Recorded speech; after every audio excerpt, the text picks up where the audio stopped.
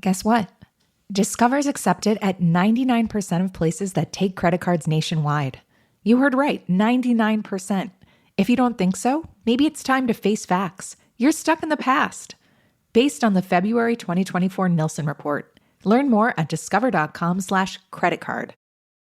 Truth is, almost everyone uses headphones, but the other truth is not all headphones are made for everyone. Introducing JLab, headphones as versatile as you are. JLab's diverse collection of headphones has something for everyone in every moment. For travel, you can use Epic Lux ANC over-ear headphones.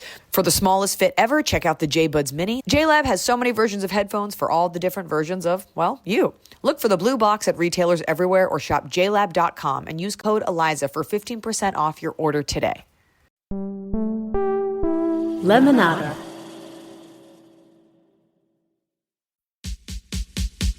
Ask me, ask Eliza anything. It's time to ask. Ask me all your questions. Leave them in the Instagram comment section. Leave them on your Twitter or leave them on your Facebook. We'll see them, we'll read them, then we'll give you answers. You know it, I've got it. I've got the answer. You ask me, I'll tell you anything.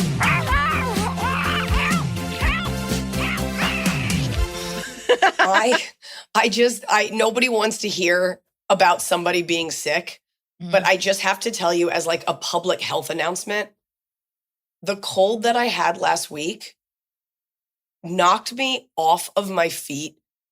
I get sick. I'm a touring comic. I got sick during my pregnancy. And I think as women, we're so used to just doing things while we're sick. The amount of shows I've done with congestion or like a sore throat, this thing stopped me dead in my tracks. And I was like, this has to be COVID, which like you don't think about anymore, or the flu or Ebola or the plague. Mm-hmm. And I went to the doctor and I got tested because I'm a good citizen. It was just rhinovirus. And so many people in LA are sick right now. And I just imagine this like this blue, snotty rhinoceros just like goring people, just running into banquets and like City Hall with like its giant horn and just up the ass, in the face. People just get left and right. And I woke up the other night and I had to sleep with my head back because my nose wouldn't stop running. Oh, so then weren't you just drowning in your own snot? I woke up because I thought there were bugs on my face, and it was just snot streaming down my face, my neck, my back, all into the front of me. And it just like teeming, like brimming with snot. Couldn't get it to stop. Finally I tried to be like gentle with it. Like, you know what? I'm going to let this run through my body, build up antibodies. And I was like, we're taking a Z-Pack. I had my brunch of moms on Saturday. I was like, I've got to be ready. And the voice is like the last piece of the puzzle. It's just not coming back. It's awful. And I took a Z-Pack. This is my first time this has happened. I have cystic acne all over my face. You think from the Z-Pack? From the Z-Pack, because it like speeds up everything. I have all these painful cysts and a zit in the worst place, which is right on your lip line, because it always looks like herpes. And you're like, it's a zit. And they're like, nice try. I like that you didn't pull like a Barbra Streisand. You were like, no, I'm still facing this side of my face to camera. I'm just letting you know. Yeah. But like, that's the worst when you open a can and the tab doesn't open it. No, I'm telling you. Well, now I just have to like slurp it. Things are just going tough. Okay, I want to hear. I had thought in my mind, even though you kept saying it was Saturday, I was like, I think Sunday she has time to recuperate. Because I was worried about you being ready for your show. Were you ready for your big show? No one was more worried than I. I went to the doctor on like Tuesday and or Wednesday. And I was like, I looked at her. I was like, I have to be ready by Saturday. So shoot me up, put in a Tony Stark Iron Man heart. Whatever. Yeah. So for those of you listening, I launched a new show called Eliza's A Brunch of Moms. And it is an interactive comedy show. It is a raucous good time. We had an incredible turnout. And we chose to do it at the Brea Improv because Mikey, the general manager, is my hero.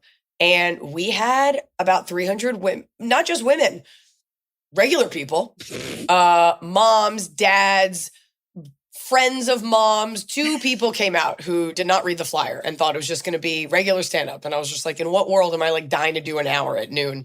But they came and they were great. Finally. It was awesome. And we're going to try to do it again. And it's interactive. We ask questions like, what's the cringiest parenting thing you've ever seen? What's the worst thing you've said to your kid? And it gives people a chance to sort of unburden themselves. And it's interactive. We had a mom moves dance off contest at the end. I think you've seen the clips on my social media. We're going to release more of those clips. We had free Jell-O shots, and we had free just gifts from our friends at Amika. They gave out dry shampoo and a hair mask, and Spindrift gave a code for, discounts on soda. Groundwork, our friends at Groundwork Coffee showed up with free cold brew. They didn't show up, but like turn up. And Mezcalum, they make delicious mezcal. We gave that away for the Mom Moves Dance Off. So it was just interactive, high energy with my own playlist. And I was really proud of it. And everybody had a great time. We had a brunch menu for Mother's Day. That's the piece. Okay. Can you tell me what was on the brunch menu? Because I love a brunch, and I love that you had a improv brunch. I was like, let's make this distinctly feminine. And so we did Eggs Benny. You know what? I actually don't think Eggs Benedict was on there. There was like a shrimp and lobster roll. There was like strawberry French toast, bagel and lox. You could also get a hamburger. There was a Skinny Mama salad. There's a lot. It was like a 20-item menu. My God. Free Jell-O shots. Alicia, my Pilates instructor, I was like, I'm going to hire you. Just come be a human party favor. And she showed up. I hired Alyssa Phillips, who is a very energetic, lovely comic here in LA. And it was awesome. So come out to the next one. We're going to take this nationwide, baby. That's fun. I'm going to register that name. Yeah, women want a place to kind of gather. Everyone's invited, and it's just like it's just leave your troubles at the door for 90 minutes and get wasted and take an Uber home. You need to do one here, and I'll go up and I'll do mom comedy. But then at the end, I'll be like, that was all about cats. Ha! The whole time. Atlanta would go nuts. That's what you want. You want Atlanta for sure. And that was it. And that was my Mother's Day weekend. And then I didn't do any sets because I need a break. I got to rest this voice. And then all I wanted for Mother's Day was a lavender latte. And of course, my husband delivered. It was outstanding. And I sipped that and cleaned the house, and it felt great. And we went to a early dinner. It was great. Nice. It was really nice. And then on the way home from that dinner, we had to stop at Vaughn's because I had to poop so badly that I thought I was going to shit the car. And that's that Z-Pack. Did my fear would be getting into the Vons and them not letting me use the bathroom. How did that go? I walked right in. I asked security, I said, where's the bathroom? Number 4, thank you so much. And I walked in, and as I walked in, it said restroom for customers only. I'm like, whatever, I'll buy a pack of gum. And this woman just stopped me. She goes, the bathroom code's on the door. And she just let me know. I think you could tell that like I had my sunglasses on. Yeah. You could tell. Nobody cared. Yeah. It was also it was like 7:00 on Mother's Day Sunday. Like no one's there. They had to let you as a mom poop. That Z-Pack, it used to just be a cure-all, and now like I'm feeling all the side effects, but it was rough. Like I voided my bowels in a way that I think whatever I ate last Mother's Day came out. Like it was, who knows? But now you're on the mend. Getting there, and tonight's my anniversary. So if you're listening to this on Wednesday, just know that Monday was my anniversary. And just know. To myself. Put in your calendar. Yeah, Noah and I chose to get married Mother's Day weekend, not realizing that flowers are always more expensive on that day. Anyways, so that's great. Yeah. And we're here, and we're giving you guys, do we want to talk about the Patreon? Yes, it's happening. There is a Patreon. God, you're the worst. I throw you things. All right. So pretend this is the news. Over to you, Emily. A woman found dead. Yeah, exactly. You all better be members of the Patreon. A good chunk of you are. Eliza has been threatening this for a while. We are introducing a paid tier. Now, here is the thing. We are not taking anything away. The free Patreon will continue to operate as it has been. We have dog thread. We have latte thread. We have fun. But guess what? If you want to pay $5, there's a little extra thread for month? Secrets. Yes, it's $5 a month. You know what, folks? It's one latte. Give it up for me. Think of all the ways I've been there for you. So this new paid tier will have an additional episode mini-sode, tiny little fun behind-the-scenes video episode every week. We will be putting one up this week for you to see outside the paywall. So you can say, is it worth it? And maybe you'll watch and say, you know what? 60 minutes is enough. I'm good. No, why would you advertise that? But because No, look, you I'm want more. well, okay. And it'll have an additional thread for priority questions. Okay. It will have video access early. Video episodes are coming, have existed. We've just been fine-tuning them. You will get video episodes early before anyone else. To get money together for the special effects budget. Yeah, we really needed to get that in there. You wanted to edit out every time a cat appeared. That took a lot of man hours. CGI that cat out. Like the cat butthole cut. Remember? There was a rumor that there was. Okay. So $5. It will explain what the tier is. It's extra chats. It's behind the paywall. So you know what? Guess what? Moderating, not a bunch of creepos in there unless you want to pay $5. This is getting so boring. I'm sorry, it is. People are tuning out and they're just like, okay, how do you want to sell it? Bottom line is this. The bottom line is this. I've had a lot of people say the podcast is too short, even though it is an hour. And sometimes you just want a little bit more. Yeah. As people, we just want a little bit more. And this is a bonus and it's $5. You're not even going to miss it. So just do it. Well, and it'll be a little bit more on a different day. It will not be on Wednesdays. So you get your Wednesday hit, which I love about Patreon. I subscribe to a few pods where I get the Wednesday app and then I get like the Friday bonus. A little bump. Yeah, like a little extra. A little extra. Yeah. And what I'm looking forward to about this new way to stay connected to you is that it's more interactive. So you tell us what you want. If you're like, Eliza, I want to know how you made that dinner that you would never make. What was that outfit? Hey, Eliza, I want to know, what did you really think about something you did? And short of totally trashing a celebrity that I probably will have to work with one day, we're going to give you very personal details. You want to see a picture of something. You want to know what goes into my life. What goes into it. I mean, also, Emily's life is free. So. Genuinely, there will be the option. Like if you have things you like from other Patreons, we want to hear it because we want this to be something you feel is additive to your life. Yeah, someone was like, what's the recipe for that lavender latte? If you subscribe to that Patreon, we'll give it to you. We'll give you all the questions you put in the comment, like recipe, please, details, please. It's in that Patreon. That paywall's going up. And next up, OnlyFans. But again, I want to be clear. We are not taking anything away from the current Patreon. Do not unsubscribe. You said it. This isn't a government program. Oh, and there's going to be a little piece. There's going to be a little teaser in this episode at the end of this episode. So stick around and you can see just how. Stick around to get teased. Ew. Stick around. All right. Now this is then all salesmanship and no fun. I just thought of a really good bottom of the comment. I'm writing it down. Oh, good. Oh, my God. Okay. Don't let me forget that I wrote it down. Okay. Never forget. Don't take that out, Scott, that I just said never forget. That's not what I meant. I have something related to that, actually. Let's keep it in and let's jump right into 9/11. Well, I was going to say it's a slogan for the Holocaust, but it's also the slogan for 9/11. Yeah, and I actually have a question that's related to both. It's also Cashew Albacore's slogan. Always remember to never forget. I did love Cashew. Cashew, yeah. Hello, Eliza and Emily. Jules from Columbus, Ohio here. Background. The person, 28, female, who I used to consider my best friend, has had a boyfriend for about 1.5 years now. During this time, she has never told me one positive thing about him. When the red flags piled sky high, and quite frankly, I was tired from hearing about how much he sucked, I was honest with her. I voiced my concerns, and I did say I thought she should break up with him. She has a daughter who is 6. The boyfriend is not her daughter's father, nor is he interested in being a father to said daughter, from what I have gathered. Awful. Awful. Not that he doesn't want that she's with him. Yeah. Awful. Bottom line, he makes my skin crawl, and I hate the fact that he is around my niece. After I said my piece, she ghosted me for months. I was heartbroken and pissed, but eventually I did come to accept it. I know I did the right thing, and I don't regret my actions. Good for you. Good for you. Fast forward to a few months ago. I don't follow the boyfriend on social media, but he's an idiot with a public Instagram account. It's been the gift that keeps on giving. He posts moronic Instagram stories constantly, but this one stopped me in my tracks. Wait, can I say something? Yeah. Do you look at it? But this is why you need a burner account, so you can look and he doesn't know you looked. Mm-hmm. I know. I'm like, if you're looking at his stories, he's seeing you. Don't be on. That's right.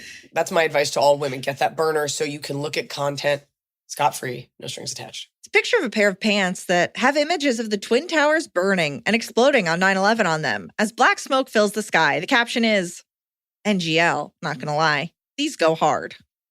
I felt as if he's just dumb. I had been punched in the stomach. I've recently returned home from a trip to Israel. I've walked through a devastated kibbutz community near the border as bombs shake the ground and black smoke billows in the distance. Kibbutzing is what you and I are doing right now. A kibbutz is like that's what people live in for. I've come face to face with the aftermath of carnage that is straight from the pit of hell. My boots have touched the blood-soaked ground of the Nova Festival. My ears have heard the firsthand accounts of survivors and those who were kidnapped as relayed by family and friends, and my eyes have cried tears over the graves of soldiers much younger than I. One of whom his last words being, "What when I am dead?" Someone must take my place. Emily. Needless to say, my tolerance. It's a Wednesday. Needless to say, my tolerance for making light of terrorism in any capacity is non-existent. Sure. I was wondering, as two people who haven't recently been to the site of a terror attack, are you also appalled? He is a 35-year-old white man, so he's definitely old enough to remember life before and after 9/11. I don't have words for his behavior.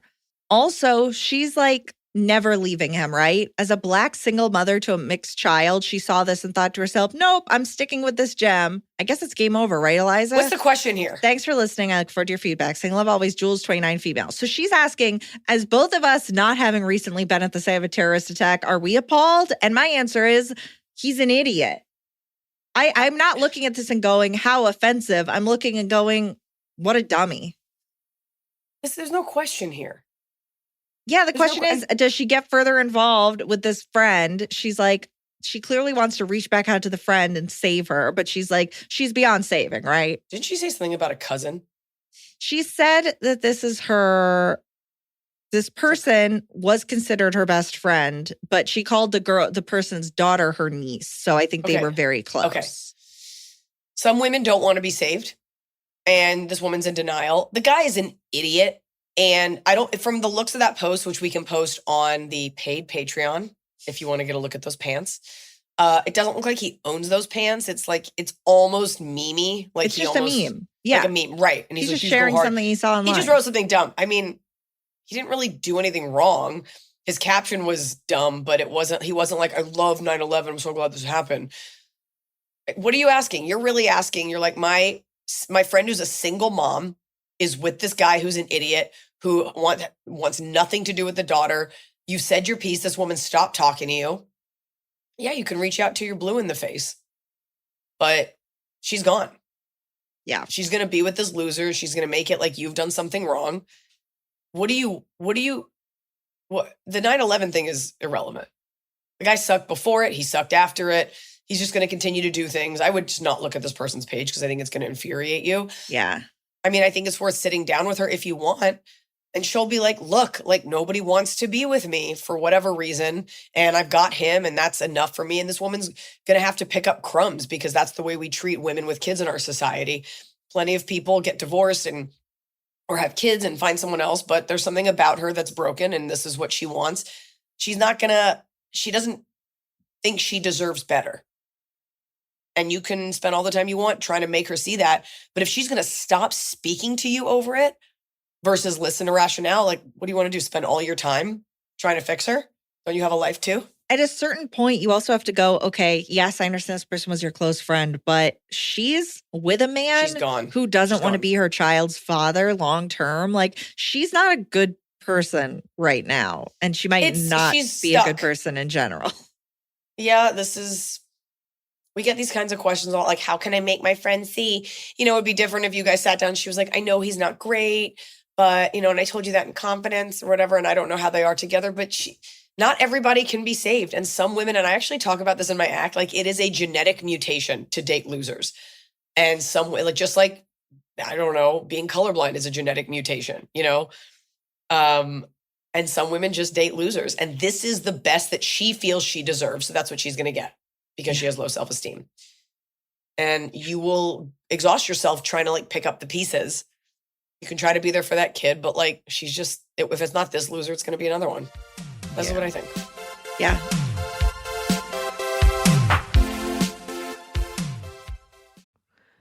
Do you know what your father wants this Father's Day? He wants to be with you. I'm just kidding. He wants to eat. And what better way to celebrate your dad than by gifting him something not only delicious, but comforting?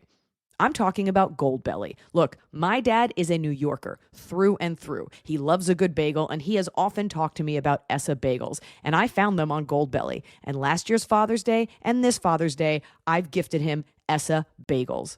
I got him the New York Bagel Brunch for $6. Of course, he gets delicious lox. They even have smoked fish salads. You like white fish salad? If you know about it, then you know about it. And it's his favorite bagel, all delivered to him this Father's Day. I don't even care if I get a call. I just want him to enjoy it, and he can text me about it later. If you're looking to make your dad feel like an absolute legend this Father's Day, go to goldbelly.com and get free shipping and 20% off your first order with promo code Eliza. That's goldbelly.com, code Eliza, for free shipping and 20% off your first order. You're going to be Daughter of the Year. Hey, Julia Louis-Dreyfus here. If you listen to me on my Wiser Than Me podcast, you probably already know that I'm an investor and an evangelist for the Mill Food Recycler. There are a lot of reasons to love Mill, but for me, it's all about the impact. Keeping food out of the garbage is one of the most powerful things we can do to help the planet every single day. We're talking banana peels, carrot tops, old takeout. When that stuff heads to the landfill, it becomes a huge driver of climate change. If you already compost, great. But of course, there's the smell, the flies, the running to the curb every day with a little leaking compost bag made of cornstarch. That's where Mill comes in. It makes keeping food out of the trash as easy as dropping it in. It can handle nearly anything, from a turkey carcass to like 20 avocado pits. It works automatically while you sleep. You can keep filling it for weeks, and it never, ever smells. Mill makes dry, nutrient-rich grounds that you can use in your garden, add to your compost, feed to your chickens, or Mill can get them back to a small farm for you. But you kind of have to live with Mill to really get it, and that's why they offer a risk-free trial. Go to mill.com/wiser for an exclusive offer.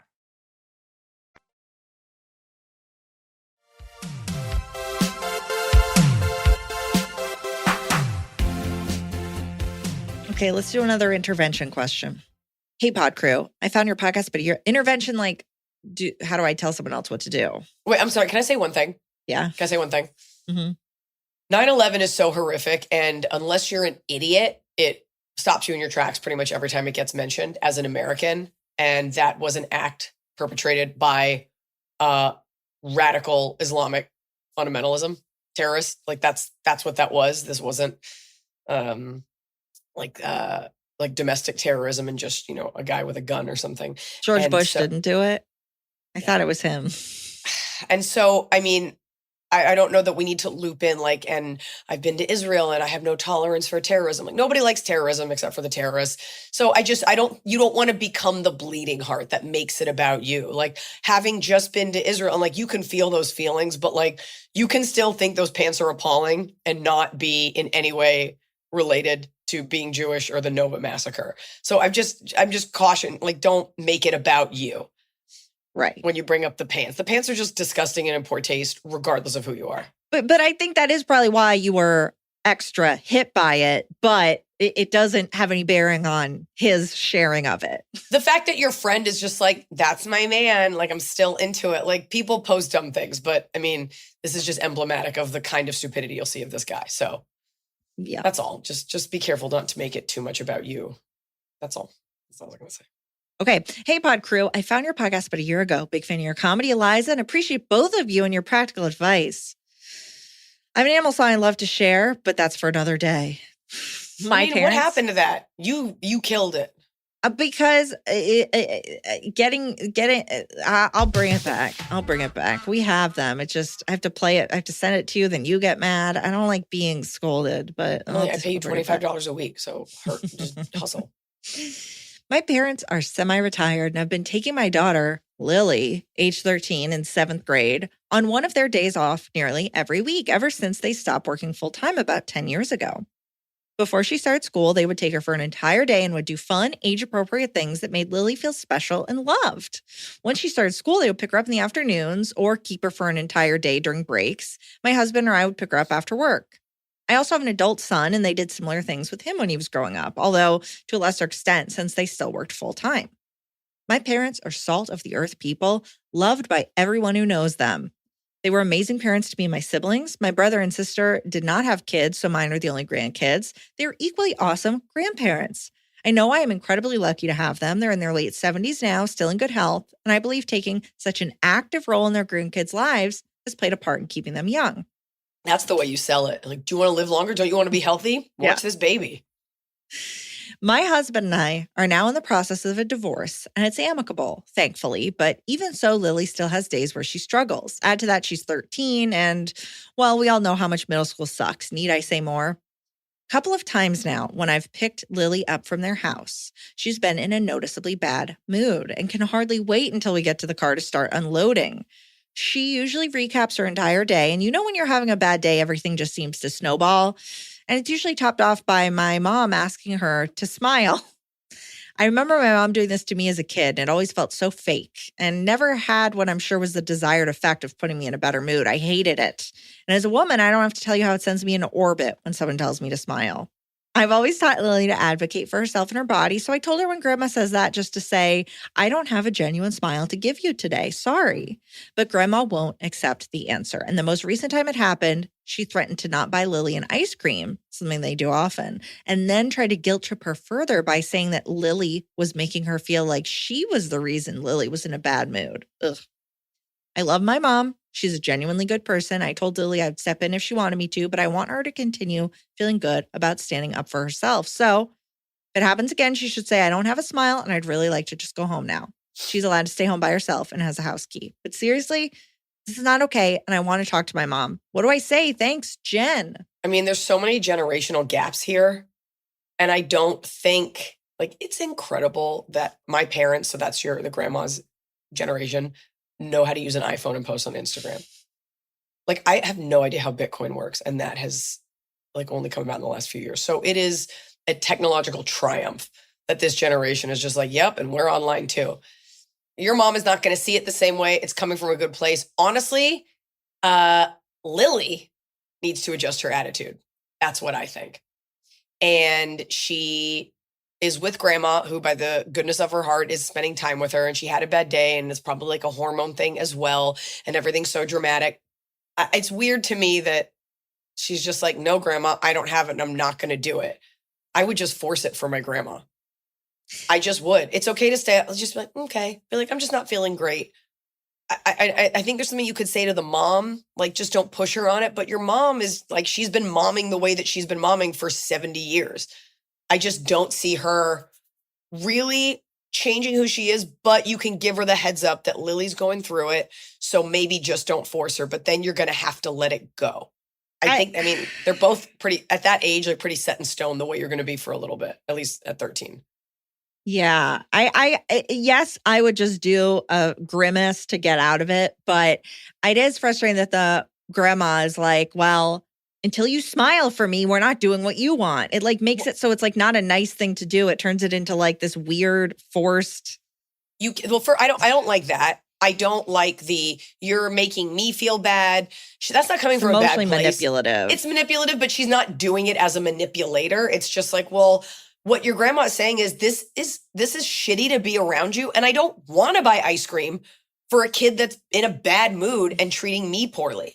This is supposed to be fun. However, it should be, I'm going to take the ice cream. Maybe you'll feel better after. Versus if you don't, don't threaten the ice cream. Plus your kid's probably got an OnlyFans at 13, so she could just buy her own ice cream with blockchain. I think they both have to give a little bit. Well, I think you know what, Lily, if you're in a real bad mood, just tell Grandma I'm in a mood. I don't want to do it today. I'm going to go to my house and just like kick back. Yeah. It's a lot to ask. You could always just give your mom the heads up, but it's going to be a lot to ask them both to change. And you need to let that kid know, like, hey, it's a privilege to get to be with your grandma. It's not right that she said that, but like, these are miles apart generationally. And like, you don't get to be in such a bad mood that you're miserable to be around, and they're going to be like, but I'll still buy you ice cream. This is so fun for me. Yeah. Yeah.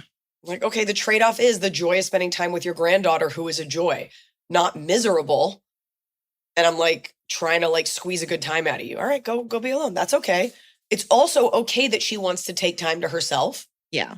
When you're ready, you can come back. You don't have to smile, but this has to be mutually beneficial. Yeah.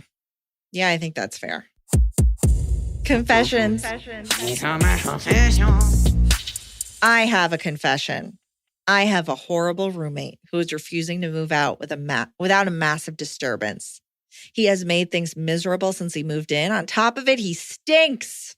Well, as usual, I had to wash all the household dishes in order to make dinner yet again tonight. Well, he's very particular about his dishes never being used because he's vegan, yet will eat any sweets that are non-vegan. So today I did the most disgusting God, that's thing. so annoying. I know. It's like, stick by your beliefs, chump. Also, you're not kosher. Right. Like no animals. You want to check what your pillow is stuffed with? Yeah. So today I did the most disgusting thing I could think of that no one will know about. I covered my finger in saliva and rubbed it on one of his precious bowls. You don't have to make me anonymous. No way this scumbag would ever listen to an intelligent, fun podcast made by women. Kelsey from Detroit. P.S. Your show in Detroit had me laughing so hard I almost peed my pants. That's such a Detroit move, Kelsey. Oh, I love that you didn't like stick it up her butthole. You know, I like the saliva That could thing. make you, she knows she's not sick. Up your butthole could definitely get you sick. You know what they say? Detroit hustles harder. Detroit versus everybody, including this one vegan. Yeah. Okay. And then we have a confession. Wait, can I just say, being a vegan is great if you morally don't want to hurt an animal, but people like that are the reason people don't like vegans. Yeah. Holier than thou, you're a pain in the ass, your personality is terrible, and you're like, my whole personality is this, and now it's on you to accommodate me. But also, if I want candy, I am giving up my beliefs, but you can't use my bowls. Well, that was Noah's whole thing. He's like, when I worked in kitchens, you'd have people, women, who'd be like, I can't have gluten, but then they would have the chocolate cake. And he's like, when you say at a restaurant that you have like that you're celiac or you have a gluten allergy, he's like, we take it so seriously. We sterilize things. We wipe down the area. Like, it is a process. And then to see you order like, well, I can have a treat. Then don't say you have it. Just say, I don't want to eat gluten, so I'll get something else. But don't say you're sick. Yeah. It's so dumb. I always have to, because I have like a shellfish allergy, but it's like not the most severe. Yeah, I developed it like 10 years ago. It sucks. I used to eat shrimp all the time. But they'll be like, any allergies? And I'm like, shellfish, but I'm like, you don't need to swap plates or anything. You're asking me, so I'm telling you. So I was like, do I not tell them? But I'm just like, I don't give me a secret shrimp, but so I always try to be like, I have a real allergy. I'm not ordering anything with it in it, but don't kill yourselves over right. it. Like, hopefully the kitchen is clean enough that it's not an issue. But like, I had a tour manager who had a shellfish allergy, and like, it's a big deal. Like, you could die. Yeah. Yeah. You could. All right. One day. Okay. So here's a confession that comes off of something you said. It relates to your lotion/soap bottom of the cob from last week. My mother-in-law has the same lotion and soap scenario in her kitchen. My husband always expresses his frustration when he accidentally lotions himself instead of getting soap.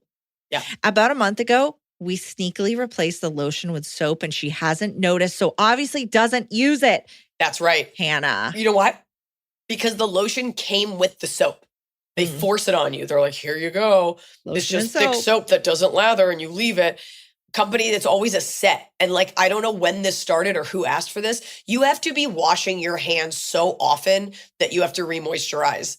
Like, it had never occurred to me in a public restaurant to be like, and I better put on scented lotion while I go eat so I can smell lemon verbena with my beef. Lemon Verbeefa. Just like scented candles. This is a pet peeve of mine in a kitchen. Never. Maybe when everything is clean, if you like set it for the night or something. But like, I made a video about this once on TikTok and I took it down because I realized the internet is too stupid. You see girls that are like, lazy girl Sunday in, and it's just some girl in her 20s making some kind of pasta dish and like a Negroni or something, or like drinking like wine in the kitchen. And then I light a scented candle to cook. And you're like, why would you light like a lemon cupcake candle while you're sauteing garlic? Yeah. No scented candle. And now a lot of you were like, oh my God, that's so right. You don't want a scent that interferes with the natural aromas coming out of the kitchen.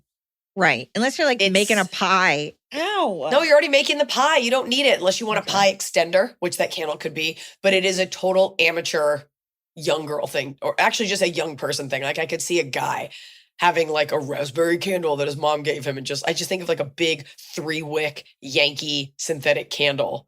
Yeah. I don't want to smell anything other than the food. Yeah. When's the last time you were at a restaurant with scented candles in the dining room? Doesn't happen. Right. It's just always the little electric ones. Or They just come regular, over or and just turn saying. on for you. And it's like, I could have done this. But you know what's really undervalued are just white candles. No smell. Mm. Now I forgot what the confession was. Swapped the lotion The for lotion. soap. So it's 2 soaps. Your poor mom was just like, I love this soap. Oh, it comes with this fucking. All right. Hello, Eliza, Emily, and the rest of the extended AIA family. My question relates to being a traveling parent, and I think Eliza will have some good thoughts on my dilemma. Okay. Backstory. My husband, 37 male, is in biotech. He is a research scientist and does meaningful work for neurodegenerative diseases. I, 36 female, have been the breadwinner most/all of our time together through his master's, PhD, postdoc, and then being laid off 1.5 years into his first industry job. We have 2 small girls, 3 and 7. After months of interviewing and endless job hunting, he has found the perfect job and received an offer. But the catch is, it's in California, the Bay Area, and we live outside of Boston. It's biotech, so unstable by nature, and this is a startup, so even more unstable. My dilemma is, we both agree it's the only and also perfect opportunity for him, and he should take it, but do we uproot the kids or do we agree to 1 year of a trial of just him out there and meet him later? He would be able to make it home every month, but I'd be solo parenting and working full time. What do we do? I mean, at the end of that year, will you have a clearer picture, or is it still volatile? If you're saying biotech is an unstable thing, is it the kind of thing that's like, and it remains unstable even when you're stable? You know, I guess I don't know that much about that industry. I mean, obviously startups come and go every night and every day. How old are the kids? 3 and 7. A 3-year-old, it's less of a big deal, but a 7-year-old, you're getting your bearings. And if they're in schools that you like,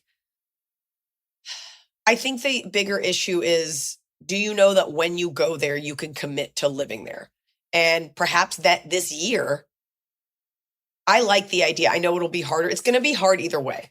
Either you uproot everything, you go there, it doesn't work. Now you got to go back, or you've got to move again, or you're not sure. I think that it's fair to let him test it out to see where he stands with this company. I think especially because maybe while he's at, you're saying this is the only and also the perfect opportunity for him. So it sounds like there aren't that many opportunities. So while he's out there, can he also still be looking at jobs in your area, in the Boston area, so that it's like, he has something that he can make money here. He has a job in his field, but he's also looking for something that's more convenient. Is there nothing in the Boston area, or is out west where there's going to be more opportunity? Because if it is that, where it's like all of these jobs are popping up out there, I mean, that's why people go west, right? They went west for gold. People moved to Hollywood they used to make their dreams come true. So it might be that you have to fish where there's fish. So part of me is like, maybe bite the bullet and just go. Do not worry about uprooting a 3-year-old. I changed schools multiple times. I think I turned out okay. You want to know that the thing you're committing to is going to be forever. And we don't always know that.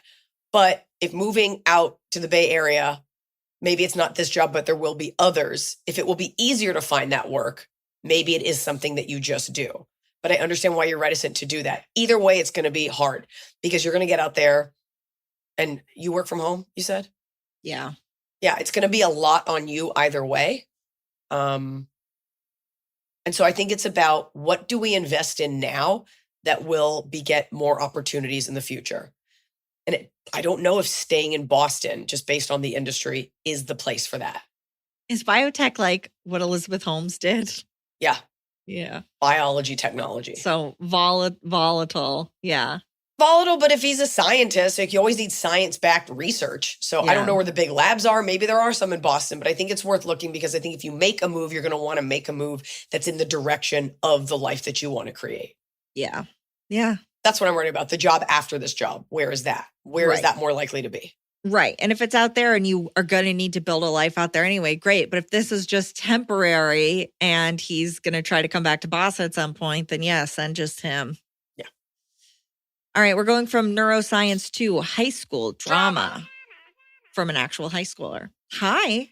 Well, I love all of you guys and the pod. Eliza, I've been listening to your specials for years. My question is, how? I don't know if they were allowed. My question is pretty ridiculous, so I hope you enjoy it. You can call me Suzanne. You're Suzanne. Your name's Suzanne and you're in high school? No, it's a pseudonym. I know, but where'd you get that name? Who told you? She was like, what do I pick where no one will ever know it's me? Not even a Susan, a Suzanne. Suzanne.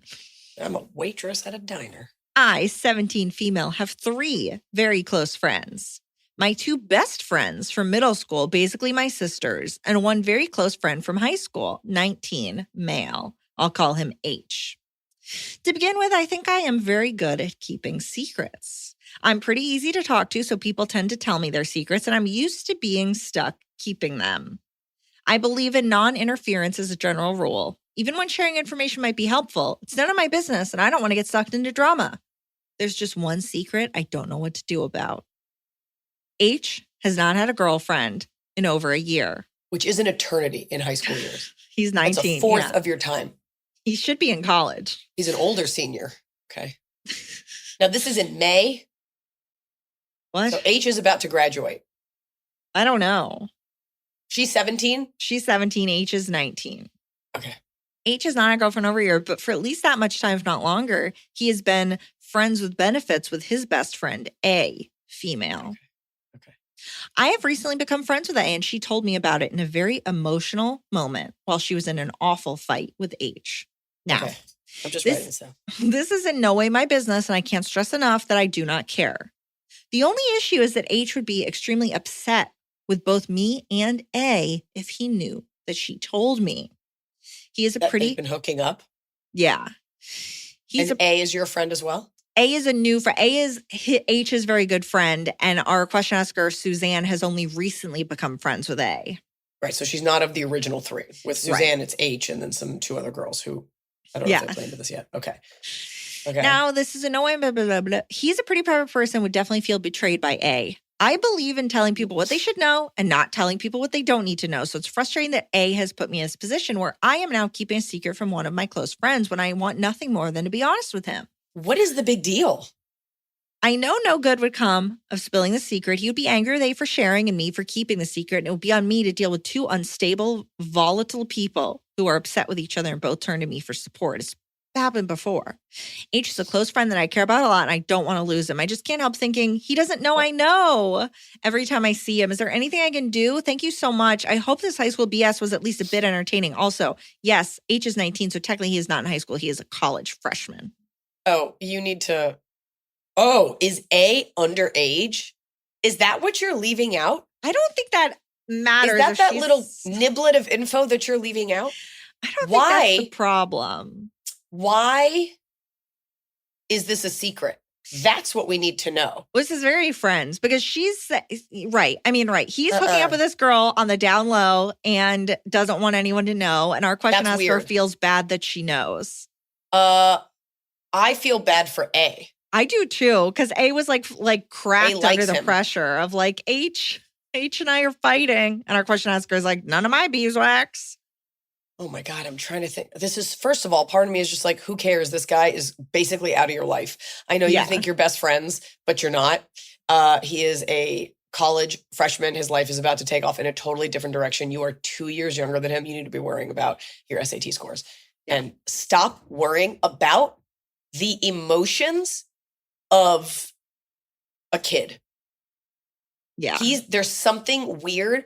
What I need to know from you, Suzanne, at the diner, is why this is a secret.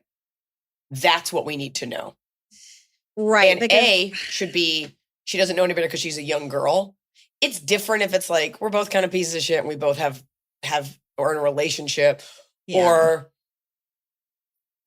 there's a reason people want to know, but why would this be a secret? He's a private person, meaning he wants to hook up with other girls. That's my thought. And not have her know about it. Mm-hmm. So you've done nothing wrong. Do you care more? And because you're a girl and he's a guy that I think you actually might find attractive, you're like, I want to keep him close and do the right thing. He's being immature, a little bit of a piece of shit. I'm sorry. He doesn't realize it. So he's not a bad person. He's just young. Yeah. Do you care about A? Is A in your grade? I can't tell how old A is. You got to write back, Suzanne. In between soccer practices, you got to write back. And we need to know all of these details. Why is it a big deal? And it's not on you. Yeah, I wonder how you feel about this. I feel like, if they're so close, if she's so close with H, why is he keeping this a secret from her? I mean, you're allowed to have secrets. Maybe he's hoping to hook up with you. You don't really owe any particular loyalty, but like you've said, you don't tell people things they don't need to know. So you don't need to tell H anything. You don't need to worry about it. By the way, at the very end of the day, you don't need to tell H anything because it doesn't affect him or you either way. It's not like A is like secretly pregnant or something awful. Right. You know, him knowing, unless he's trying to hook up with you. Right. Or unless this like impugns his character and you're always protective of him and he's secretly ugly and everyone, he can't believe. I don't know. But you knowing about A doesn't really affect your relationship with it. It doesn't really. What I actually think, Suzanne, because you're a high school girl and I've been there, the one time I was involved in cool kid drama and I was like, I don't want anything to do with it, but I loved it. Yeah. I think you actually love this. I think you love being the person that like guys and girls run to and they tell their secrets. And I don't know, because the fact is there's nothing for you to do, but you're dying to do something because you love having all the secrets. Well, also, I think there's a part of you that maybe thinks if you tell H on A that you'll get some sort of commendation of like, thank you for letting me know. And you won't. They'll just fight more. So it doesn't matter. By the time we answer this will be over. You need to focus on bigger things in your life. Yeah. Tell H, don't tell H. A's your friend, but like...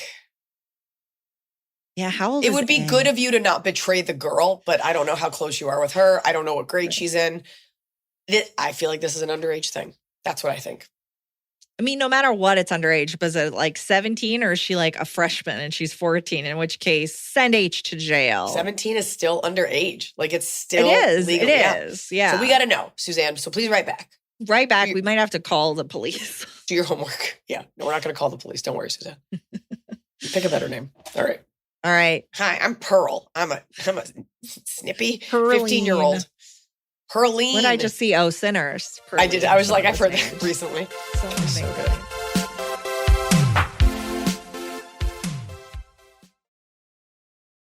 Guess what? Discover's accepted at 99% of places that take credit cards nationwide. You heard right, 99%. If you don't think so, maybe it's time to face facts. You're stuck in the past. Based on the February 2024 Nielsen report. Learn more at discover.com/credit card. So here's something I was thinking about recently, right? We all wear headphones, but for the most part, people tend to use one of two kinds. Either the big cans that go over your head and they make your ears sweaty, or the brand that rhymes with rare bods, right? The truth is, we deserve headphones as versatile as we are. Meet JLab. Their headphones come in so many different colors, and they have different headphones for every type of activity you might be doing, because headphones aren't one size fits all. For travel, you could do the Epic Lux ANC over-ear headphones, super comfortable and sleek looking with the longest active noise canceling playtime at 60 plus hours, right? That's enough for a connecting flight and then some. For walks or working out or physical activity, there's Epic Sport ANC 3. These are a secure fit. They're not going to go popping out when you're jumping around, and a long battery life. That's 68 hours plus. Hopefully you're not working out that long. And for those of you with tiny ears, for the smallest fit ever, check out J-Buds Mini. They fit on your keychain and they're smaller than a coin. JLab has so many versions of headphones for all the different versions of, well, you. Look for the blue box at retailers everywhere or shop jlab.com and use code ELIZA for 15% off your order today.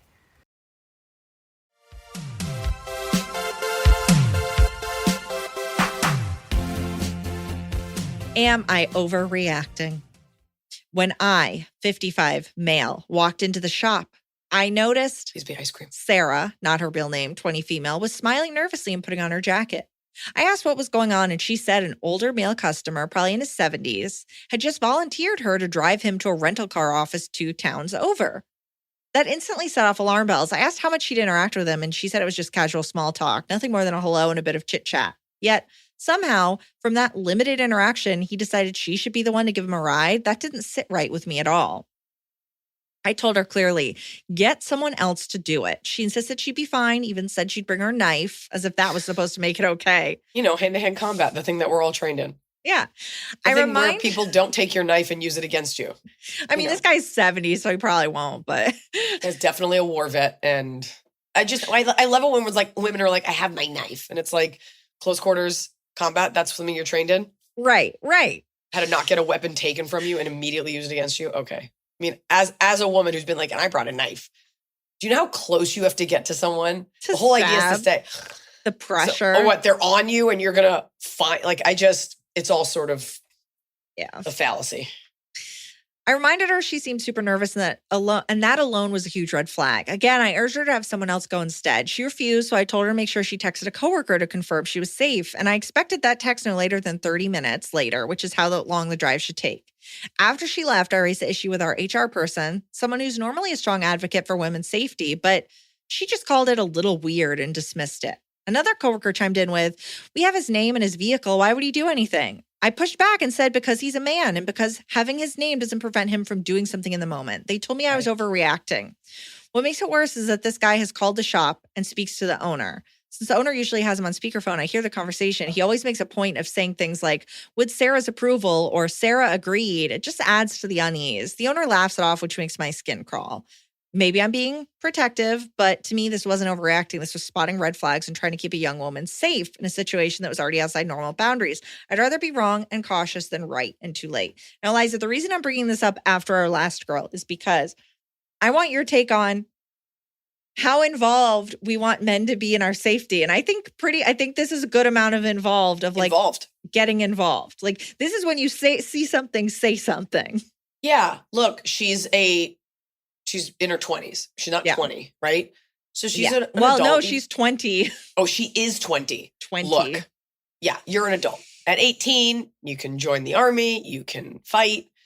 You can't drink. Can't rent a car. But you are a baby. Yeah. You are a kid. Brain's not fully formed. It's funny. I asked my daughter, who's 3, to do me a favor the other day. And she couldn't do it because she's 3. And she's like, I don't know how to do that. I think about the amount of movies where the plot hinges on, and I need the help of a child. And I'm like, no, you don't. No, you don't. No. And it's because kids are so pure. It's like, and it's only the purity of it. You don't need it. You don't need the kid to go on a journey with you. You don't need this kid for anything. She doesn't know how to tie her shoe. Yeah. There is nothing that a grown man needs from a 20-year-old girl. Now, we don't want to take away her agency or anything like that, or her ability to do things for herself. But at that age, and I think about all of the deeply dangerous, dumb, vulnerable situations with a full college degree and intelligence and street smarts that I had, that I put myself in because I didn't know any better, or because I thought I was invincible. Or even I think the downfall of me and women maybe is to be polite, worried that it's being exactly a bitch to not do it. She also, you don't have the context for just how awful it could be, and she's thinking he's older, I'm just being nice. There is no reason to request. All of a sudden, we're okay with women drivers. There's no reason to request it. Now, it does feel innocent. It does feel like he probably just wants to be by a pretty girl for sure. But it does seem odd that it's we'll send a 20-year-old woman to drive you because that's the way our company functions. So I love that you said something. It might be worth saying to her, hey, doesn't sit right with me. If you ever need anything, I'm listening. Yeah. And she will be like, oh my God, it's so fine. You're so sweet. No, you're so good. You're so good.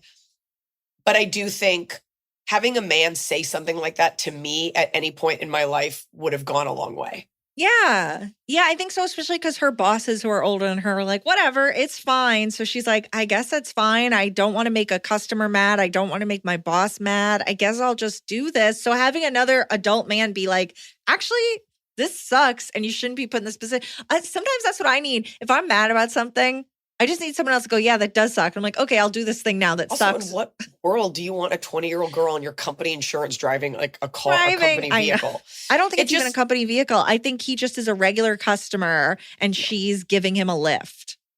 I mean, yeah, and maybe he is, and maybe it's fine, and it can be fine. And he might just want to be around a pretty girl. And I think that that's actually okay. Because think if about he doesn't take advantage. I mean, the thing is, I think but wait, we cannot always a sign like, oh, and men are creeps, are going to do stuff. I have been alone with so many men in comedy and nothing has happened. Like, you don't want to take away her agency to do her job, and you don't want to take that away because she's a girl. It's a fine line because people do weird things. However, if this guy is a customer and men have their preferred waitress, their preferred worker, they just have these things. And so I think it's less about him and more about things to keep an eye out for. And I think you're a good person. You can just pull her aside publicly and just be like, I just want to let you know, anything ever makes you uncomfortable, like, I've got my eye, like, I'm keeping an ear out. Yeah. And I think that's great that you said something to the boss who doesn't fucking care. Yeah. And if she gets murdered, you can say, I told you so. By the way, he might. I mean, I think about the way my dad talks to waitresses, like, there's always like kibitzing, the proper use of the word. And it's always appropriate. I think about my stepdad and how, I don't think he's ever like been like, I need to see her, but like, there's always like a lovely relationship with a server or something like that. These things are okay. And there might be a time where this guy is not wrong or creepy, but says something a little sexually weird from a different time, or, touches her leg or something. I think it's just, we're living in a time where our boundaries are up in a way that they've never been because women are able to express themselves. So what you don't want to do is decide that someone is an awful person because they said something dumb. But then again, you don't have to put up with that. So we have to take into account her agency and her level of comfort. But I think you did the right thing. I would love to know if they were like, yeah, actually, like, Steve can drive you. If he was like, oh, never mind. No, my car's not broken. Yeah. But you're on the right, sir, question asker. So, And thank you for listening and being here. Suzanne, you don't need to intervene. Patreon man, you do need to intervene. And you did. So thank you. That's the right thing. Yeah. Now it's time for Cobbs. It's a talk with a cob. We're doing it right every day. You just take a bite, top of the cob. Starting with bottom. Okay. Well, my bottom of the cob. I didn't go, but I think it has become, my bottom of the cob is a county fair. You didn't even go? I saw the billboard for the LA County Fair, which is in Pomona. You're a hater. Well, hear me out. Okay. Because I was like, that would be fun. I could take my daughter. No, you can't, because it's only Thursday through Sunday, which means you have to basically go on a weekend when everyone goes. You can't do the comic hack where I'm like, I'll go on the off hour. And it starts at 11. So you can't go early. You got to go right when it's heating up. But all that aside, even if you could go at 9 a.m. on a Monday, I think that they are an antiquated thing that will start to fade, because the county fair used to be the place you could go where you could see things that you didn't see normally. You could eat foods that you wouldn't have access to. And because the internetification of everything, like, I can get a deep fried Oreo pretzel. Like, I can get these things kind of whenever. Oreo pretzel. It's hot. They're always on like a blacktop in a parking lot, and they're very expensive. No trees. Just no trees. Heat. I was talking about this with someone yesterday. They're like, it's almost as expensive as Disneyland for the day. Mm-hmm. I don't know if that's true, but like, tickets, you got to buy the tickets per ride. You just get in, and you are just paying to be very hot and eat a lot of sugar and be around plastic. And like, I guess you could go watch pigs race, but I guess the allure of it kind of just isn't the same as it was when I was a kid, because like, everything's available all the time. So I feel like a county fair is a bottom of the cob. I get if you live in a rural area, but like, there's no need for a county fair. But you also live within driving distance of Disneyland. So that's also a different consideration. For sure. I'm saying, like, you're going to spend 2 hours in the car to go to Pomona Fairgrounds, where it's going to be sweltering and everything is like base price of $50. And it's just like nothing surprising you there. I'm like, I guess I'll go look at like a bunch of quilts. Although sometimes I get like O-Town to play, Yeah, I think also with global warming, like, I think of a county fair, I just think of just abject heat. Yeah, that's the thing. And like a sugary lemonade and like $8 water. I need to go. We used to go to the Renaissance Festival every year, but it's different.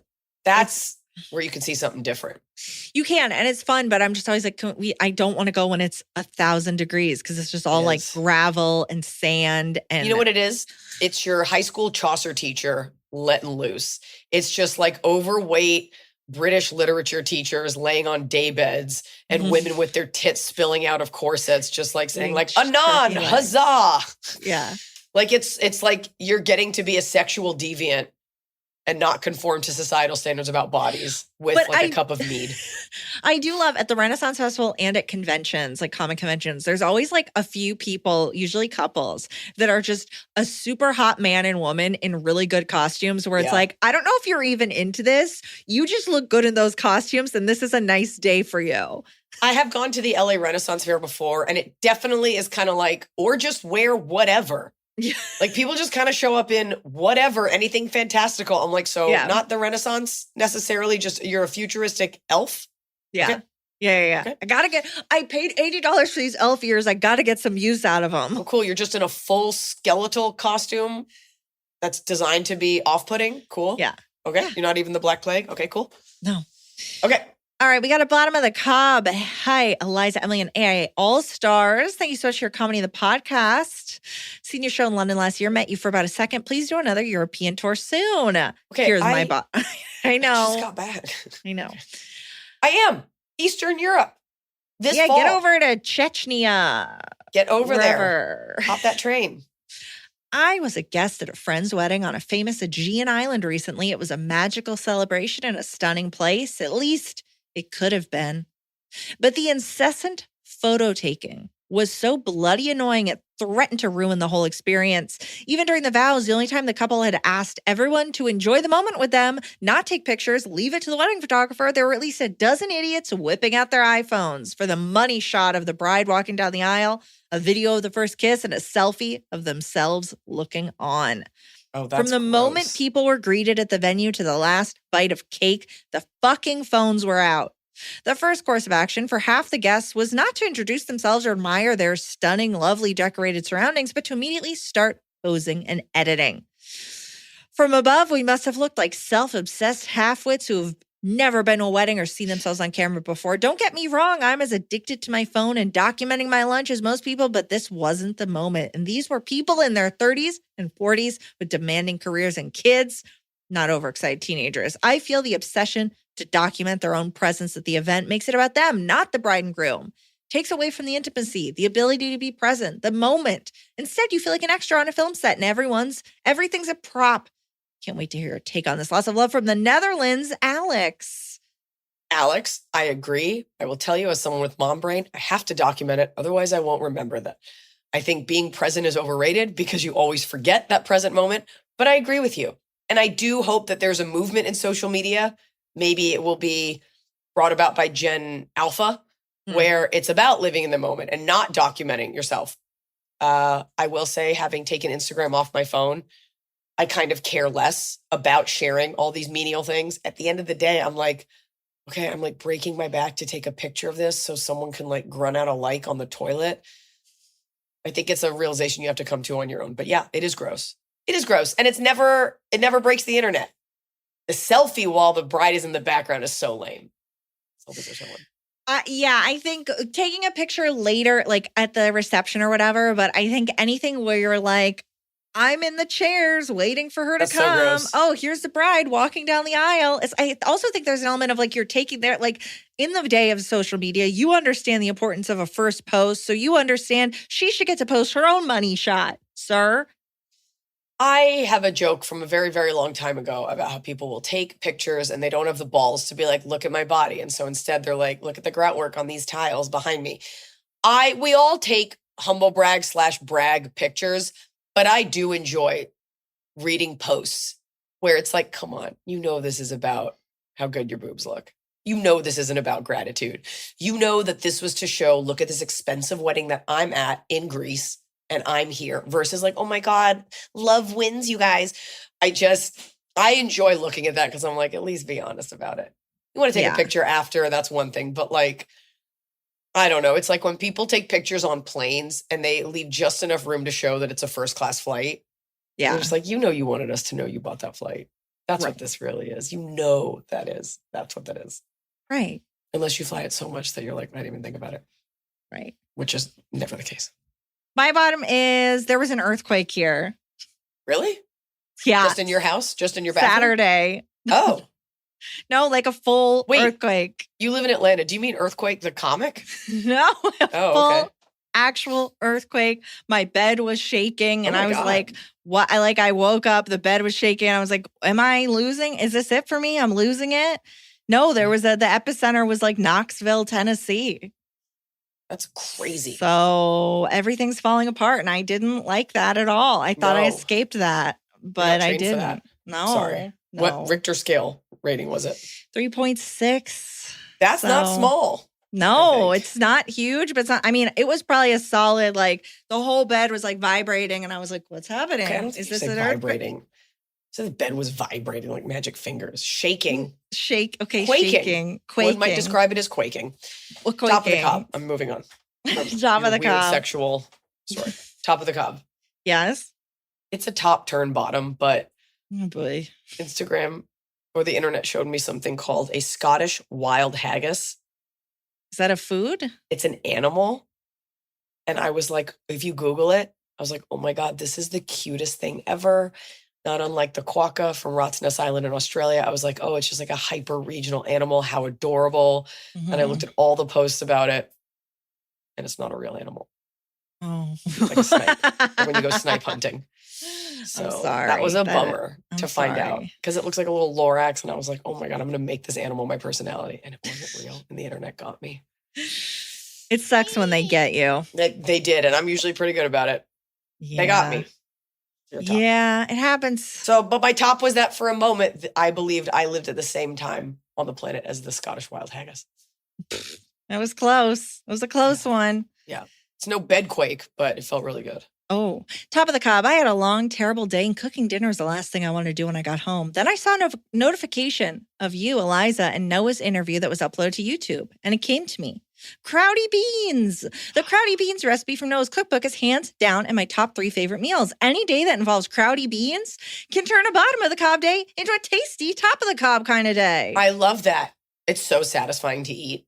And she also asks, I need to know, will there be more bean recipes in his next cookbook? So Eliza, put in the request for more bean recipes. Well, it's a grilling cookbook, so probably Oh, not. so not but that one. There's always beans. You can always have a bean conversation with him. He doesn't check his DMs, but anything I can pass it on to him.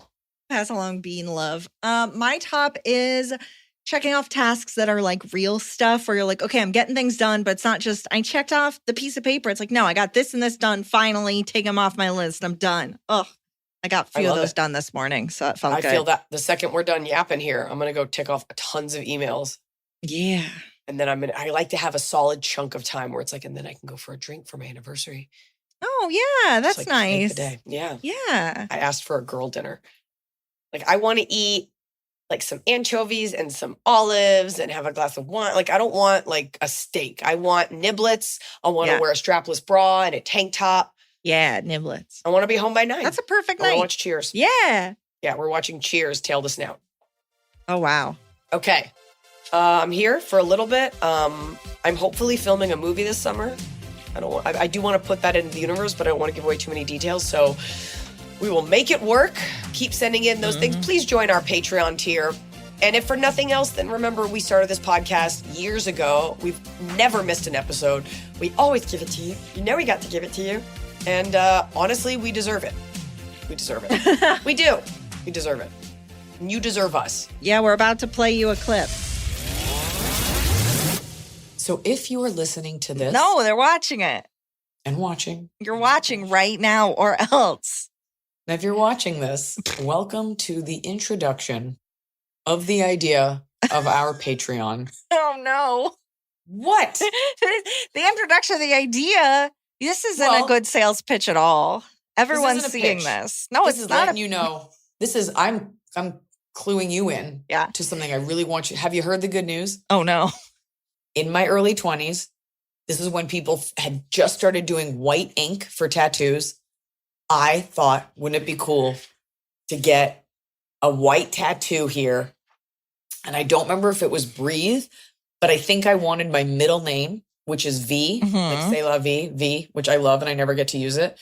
And I was like, that'd be cool if I got it here, like for life. Cause like that's where like, you know, your big veins are. Mhm. And I never thought about it enough to like come up with a design or go somewhere. But the fact that the thought crossed my mind is embarrassing enough to admit on a Patreon.